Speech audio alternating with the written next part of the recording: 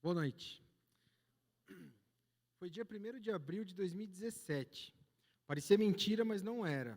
Sem qualquer briga ou discussão, e logo após a festa de 5 anos de nosso filho mais velho, Frederico, agora com 10 anos, minha esposa me falou: basta. Casamos em novembro de 2009, após um período de namoro de pouco mais de 6 anos. Eu católico não praticante, ela cristã com conhecimento da palavra através de estudos bíblicos. Por conta do namoro, aceitei participar dos estudos bíblicos, mas acredito que a palavra não era tão bem aceita e entendida por mim. Tudo parecia bem até aquele domingo. Fiquei sem chão e pensava muito em como seria ficar longe dela e do meu filho. Após relutar, aceitei sair de casa naquele mesmo dia. Fui para a casa da minha mãe e nas primeiras noites não senti sono, não sentia fome, só pensava no que podia ter acontecido. Independente do motivo, eu precisava deixar claro, pelo menos para a família dela, que da minha parte não houve traição, nem discussão, nem agressão. Falei com todos, um a um, e eles também não sabiam como me ajudar, exceto o meu cunhado Eduardo. Marcamos um almoço na terça-feira e ele me disse algo que em meus 32 anos na época eu nunca havia escutado de ninguém. Se você quer, você vai ter que lutar. Ele testemunhou o que tinha acontecido com ele no casamento e nos negócios e me explicou exatamente o que ele fez para resolver. Me explicou o plano de salvação e me mostrou o caminho. Aquela 1 hora foi absolutamente esclarecedora e eu jamais esperaria aquela atitude surpreendente vinda do Eduardo. Saí do almoço com um convite para participar do grupo de amigos que ele participava, do Dinho e da Neuza. Aceitei sem relutar, mas seria na quinta e ainda era terça-feira, da mais demorada semana da minha vida. Na quarta, decidi conversar com a Fernanda. Levei flores e chocolate. E estava convicto que conseguiria ao menos convidá-la para o GA, ideia do Eduardo. Discutimos na frente do nosso filho. Deu tudo errado, piorei a situação de uma maneira que não sabia como reverter. Ela foi para o quarto e o Fred sentou no corredor chorando. E eu, pela primeira vez na vida, olhei para o alto e pedi: me ajuda, Senhor, eu não sei o que fazer. Imediatamente o Fred parou de chorar no corredor e me olhou, dizendo: eu quero ir com você. A Fernanda aceitou e levei ele comigo para a casa da minha mãe. Que noite maravilhosa eu e ele tivemos juntos. Hoje tenho certeza que aquilo foi uma resposta de Deus. Fui maravilhosamente recebido no GA na quinta-feira e no momento dos agradecimentos eu contei brevemente a minha situação para todos. Não foi fácil, nunca tinha participado de nada parecido, mas ao mesmo tempo foi necessário. Em Tiago 1, de 2 a 4, diz: meus irmãos, considerem motivo de grande alegria o fato de passarem por diversas provações, pois vocês sabem que a prova de sua fé produz perseverança, e a perseverança deve ter ação completa, a fim de que vocês sejam maduros e íntegros, sem que falte a vocês coisa alguma. Era difícil entender aquela provação, mas eu tinha que perseverar. Domingo fui ao culto, e tive a certeza que, independente do resultado daquilo tudo, aquele era um ótimo lugar para estar. Saí de lá com o coração quebrantado e disposto a aceitar Jesus como Senhor e Salvador. Mas o resto da semana foi terrível. Fora de casa, muita saudade da Fernanda e do Frederico, precisando de mais roupas e também do carro.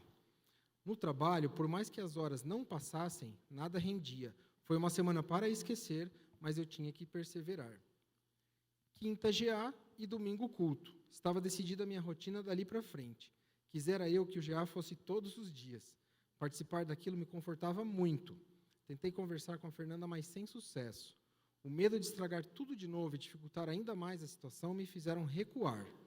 Durante a semana, o coração foi endurecendo e cheguei a conversar com um amigo advogado sobre divórcio e os meus direitos. Mas não era o que eu queria. Lembrei do que o Eduardo me disse sobre querer e lutar. Saí do culto no domingo e liguei para ela para marcarmos uma conversa a sós. Minha intenção era botar um ponto final no meu sofrimento. Ou voltamos, ou acabou mesmo. Orei o dia inteiro pedindo a Deus para me ajudar nessa conversa, que eu não estrague mais e que o Senhor me diga o que falar. Foi muito mais fácil conversar depois daquelas orações todas.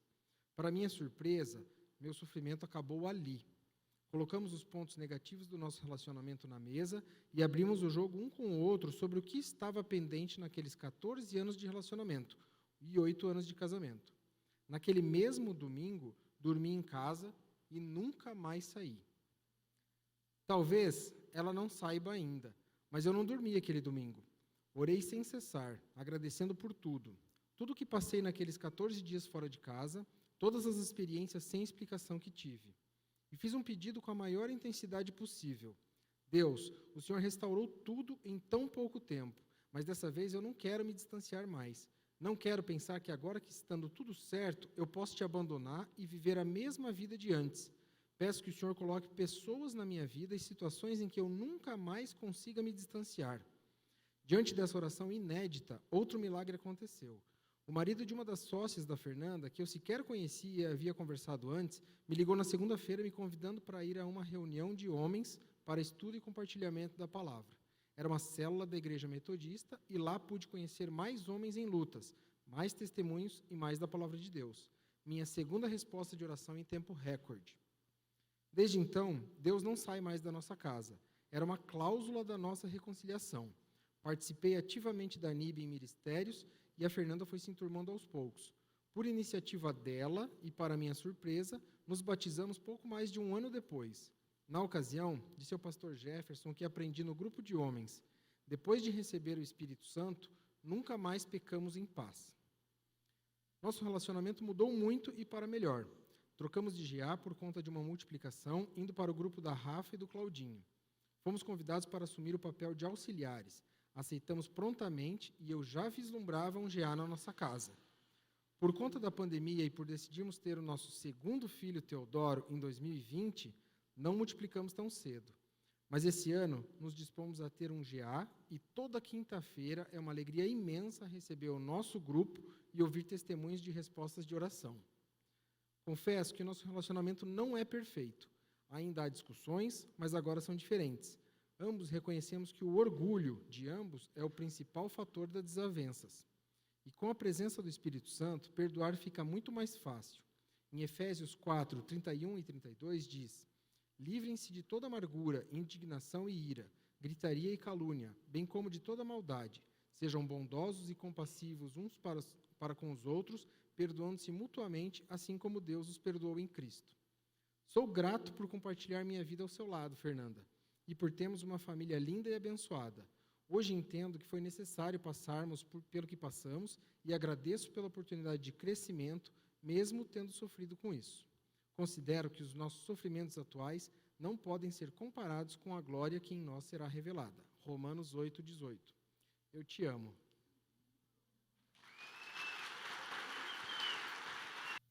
Boa noite.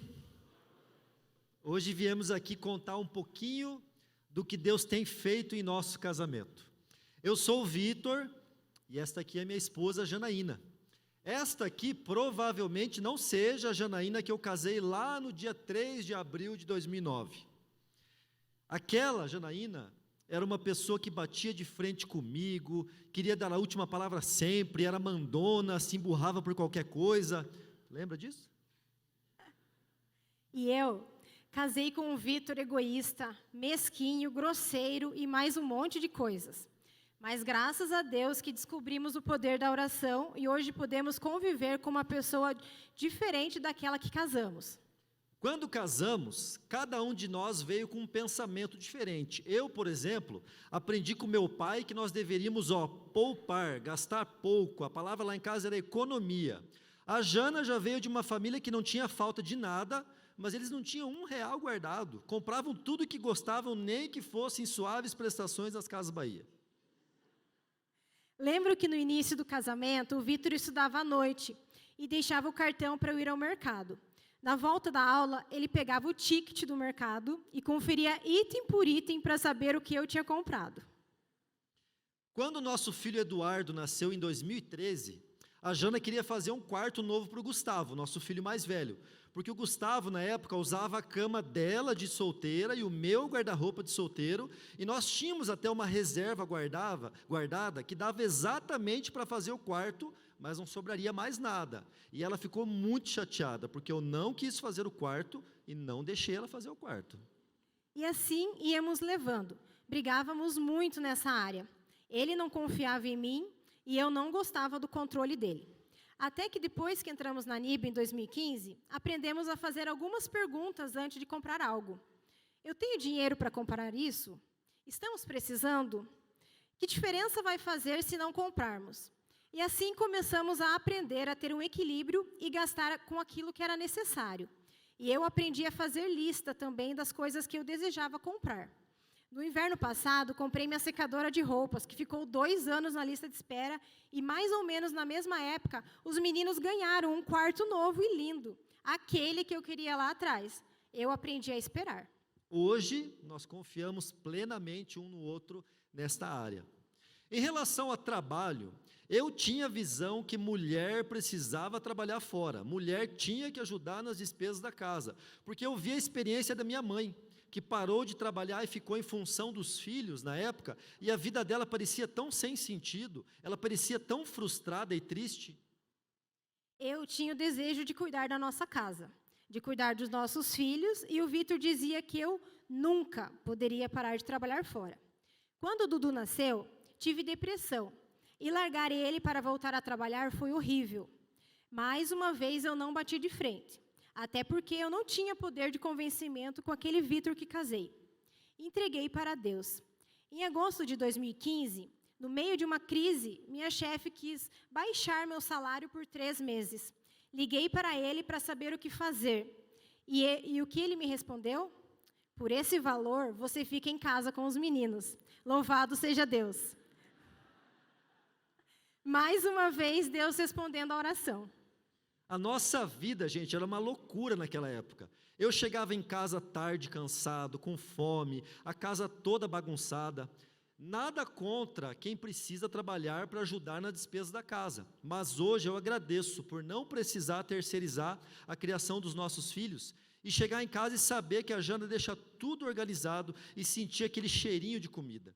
E hoje vejo que a vida dela tem muito sentido e ela faz isso com propósito. O seu primeiro ministério é a nossa casa. Eu não gostava muito de cozinhar. Comemos muito tempo fora e cozinhar era um peso para mim. Hoje, eu sei que cuidar da minha família é meu primeiro ministério e até cozinhar se tornou algo prazeroso. Voltando a comer em casa, comecei a me incomodar com uma situação. O Vitor não gostava que ninguém falasse na mesa. Eu, por outro lado, havia lido um livro que era a experiência da mesa. E ali aprendi que na mesa a família iria se conectar, poderíamos conversar, trocar experiências. E aquela rigidez dele na mesa me incomodava muito. Comecei a orar por isso no GA, mas sem saber como falar com ele sobre o assunto. A Jana não precisou falar nada. No CR, eu descobri que o comum na minha família de origem era que ninguém conversava na mesa. Porque os meus pais, eles viviam brigados e cada um comia e ia para um canto da casa, ninguém conversava. Após descobrir isso, quebramos este padrão lá em casa e hoje nossa mesa é um lugar alegre. Temos momentos de descontração com nossos filhos e passamos ensinos para eles ali. Mais uma resposta de oração respondida. Quando entramos na NIB em 2015, logo pensei, não vejo a hora de poder ter um GA em nossa casa. Até o Vitor me falar, amor, olha o tamanho da nossa casa. Esquece, nunca teremos um GA aqui, só quando tivermos uma casa maior. Quando cheguei ao princípio do uso que você tem no Experiência do Lar, Deus falou muito forte em meu coração sobre usar o espaço que tínhamos. Comecei a orar pelo assunto. Um ano após a Jana começar a orar pelo nosso GA, senti que poderíamos ter um GA sim. A princípio, nós olhamos para o nosso espaço e pensamos bem assim, bom, aqui cabe apenas 7 casais. Na nossa multiplicação do GA do Gerson e da Vera, em metade de 2020, já veio 6, ainda teríamos uma vaga. Pois é, o Deus que multiplicou pães e peixes pode multiplicar espaço também. E hoje temos um GA na nossa casa com 30 adultos e mais 20 crianças, para a glória de Deus. Quem quiser visitar lá, está bem tranquilo o espaço, viu? Em 2017, já tínhamos 2 filhos, e a Jana decidiu, vou repetir, a Jana decidiu que queria ter outro filho. Nossa vida era cheia de conflitos, os meninos brigavam muito, eu brigava muito com eles, mas enfim, conversamos sobre o assunto, eu não concordei muito com a ideia, mas aceitei. Mesmo não sendo a vontade dele, marquei o médico, fui por conta, parei de tomar o anticoncepcional e 1 mês já estava grávida. Uma gestação que durou apenas 11 semanas. Para uma mulher que perde um bebê, o consolo é saber que depois de alguns meses ela pode engravidar de novo. Mas conosco não foi assim. Eu falei para a Jana que não ia ter outro filho, revelei a ela minha verdadeira opinião sobre o assunto. Não temos condições emocionais de ter outro filho, eu disse a ela na época. Obviamente, me revoltei, chorei, esperneei e fui para o CR com o coração despedaçado e querendo matar o Vitor. Ali, entendi minha história por completa. Consegui perdoar muita coisa e no meio do CR, em junho de 2018, coloquei o Mirena. Lembro que o médico ainda falou, você é nova, ainda pode tirar esse Mirena e ter outro filho. Eu falei para ele que aquilo só ocorreria por um milagre. Então, saí daquele consultório e no carro, ali na frente do médico, eu orei. Uma oração muito sincera de entrega. Entreguei a Deus mais essa área da minha vida que eu percebi que ainda não tinha entregado. E falei para ele que iria adorá-lo, independente de ter outro filho ou não. Eu queria honrar a vida do meu marido. E no final ainda falei, se um dia o Vitor decidir ter outro filho, ele vai ter que pedir para eu marcar um médico. Entreguei e descansei. Nunca mais me preocupei com isso. Estava muito feliz com a nossa vida e nunca mais tocamos nesse assunto. Em janeiro de 2020, num encontro com nossos amigos, pastor Ronan, pastor Felipe, pastor Christian, eles falavam muito em ter filhos. Principalmente o Christian, né? O quanto somos transformados através dos filhos. Cuidado com as amizades, viu? E em maio daquele mesmo ano, nós ganhamos 33 livros de um amigo nosso missionário, de presente. Eu aleatoriamente escolhi um livro e o título era A Bênção de Ter Filhos. Aquele livro mexeu tanto comigo, que Deus foi colocando no meu coração um desejo por ter mais um filho. Num sábado de manhã, final de maio de 2020, pela primeira vez em 2 anos conversamos sobre esse assunto.